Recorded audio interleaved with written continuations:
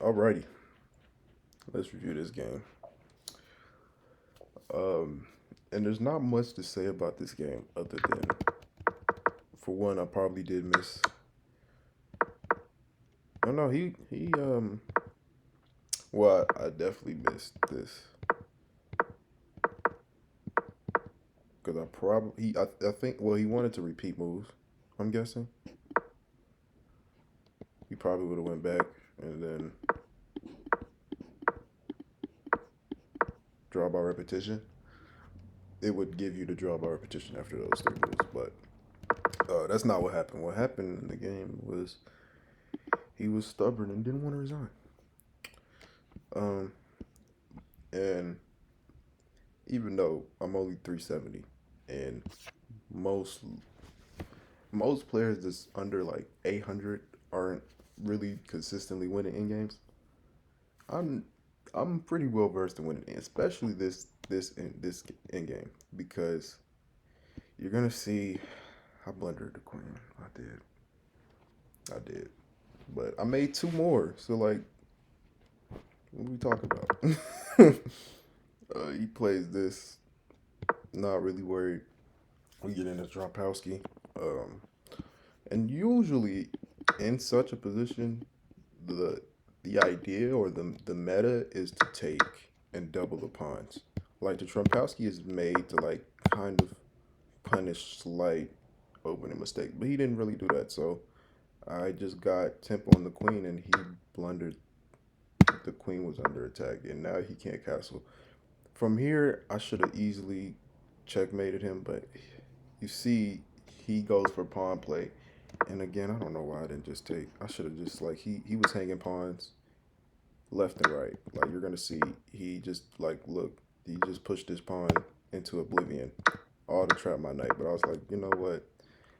Screw it. We're gonna just get into it in game, especially after I play here and take, and then he moves out the way, and I completely blunder. The bishop is on that diagonal. So I'm like, well, fuck it. And they actually like black. I mean, white a little bit better here. Um, for what reason, I'm not really sure. But well, the advantage, all that advantage is gone out the window immediately, and yeah. From here, it's a simple end game to convert. You got three pieces on your home square, and all of my pieces are out, and my pawns are just ready to go. This pawn is just ready to go, and that's exactly what I play around. I play around this pawn that's passed. This was really a simple end game conversion, other than the fact that I blundered my queen after he did via the same light square bishop, which is hilarious in so many different ways that most won't understand. But anyways, his only playing here, and he loses the game on the spot trying to be greedy and go for the pawns. But it happened. They actually say I'm losing. For what reason? I'm not sure. I don't really know because of this maybe, but you can't take. So I don't know what the idea is. This pawn is just going to go, and I'm guessing he eventually tries to get both of the rooks on the back rank, but you're not really stopping this pawn, and then you're not stopping the fact that I'm also up four pawns at this point. This is just not a winning endgame from white, but the eval bar is a cruel and sick device that we all are enslaved to. Anyways, this was not played. Uh, I pushed a pawn. He goes for this pawn. Now I'm guessing maybe he. I don't think take it is even fair either. You lose your knight and now, but it's so bad. Like he brings his rook out of the game, and now I take the knight, and it's just a simple in game to convert. There's literally no more checks unless he's just sacrificing the rook, which got the chess would be proud, but this is not Blunderland right now. So, and here he literally refused to take me. I just wanted to get this, and I would have been able to like easily ladder mate. Like even if he goes here, I don't know. I play like this. It wouldn't have been an easy ladder mate, but it would have been fair enough to do. But no, he was very stubborn in this game, and I have to respect him. He took me all the way to move 65. Um, but he gets ladder mated by two queens. So is that really was it really worth it in the end? Probably not. So I'm like, okay, screw it.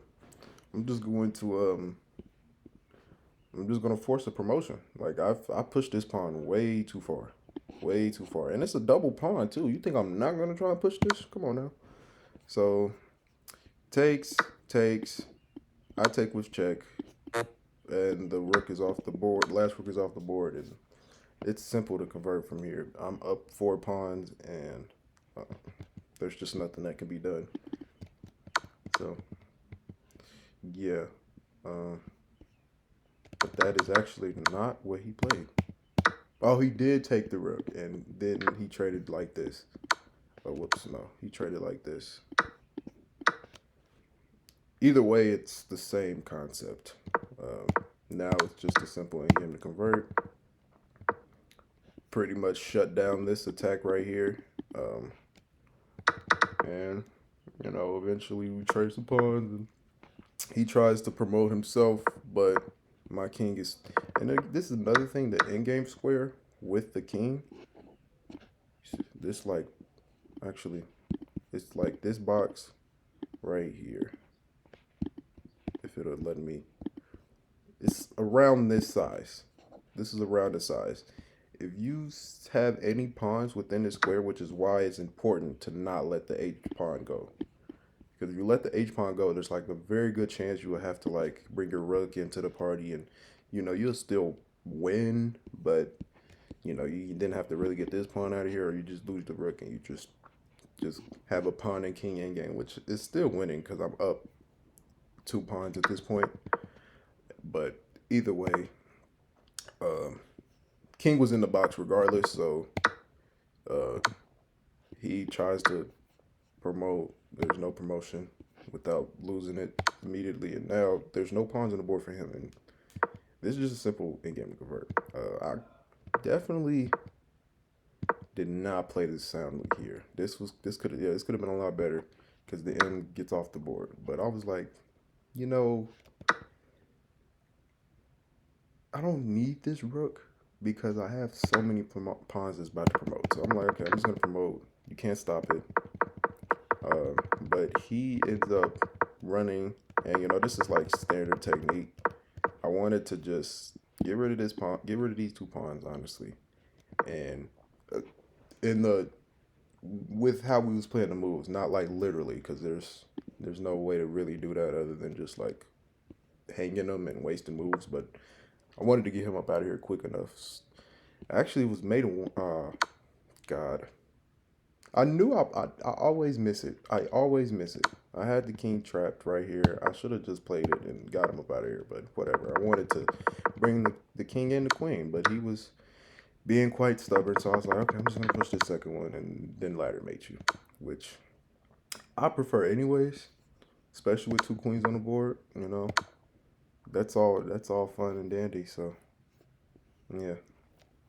Simply put, this guy played a Trompowsky and couldn't get out the opening. Essentially, he couldn't get out the opening without being just much worse. So don't play a Trompowsky. It's an attack for a reason.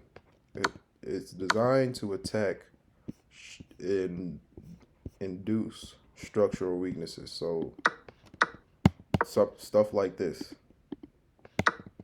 It's designed to create stuff like this. Especially he played this so early, like, you know, trading that knight for the bishop in hopes of doubling my pawns just seems sound. But he didn't do it, and he gets ladder mated with 2 queens. Get out of here.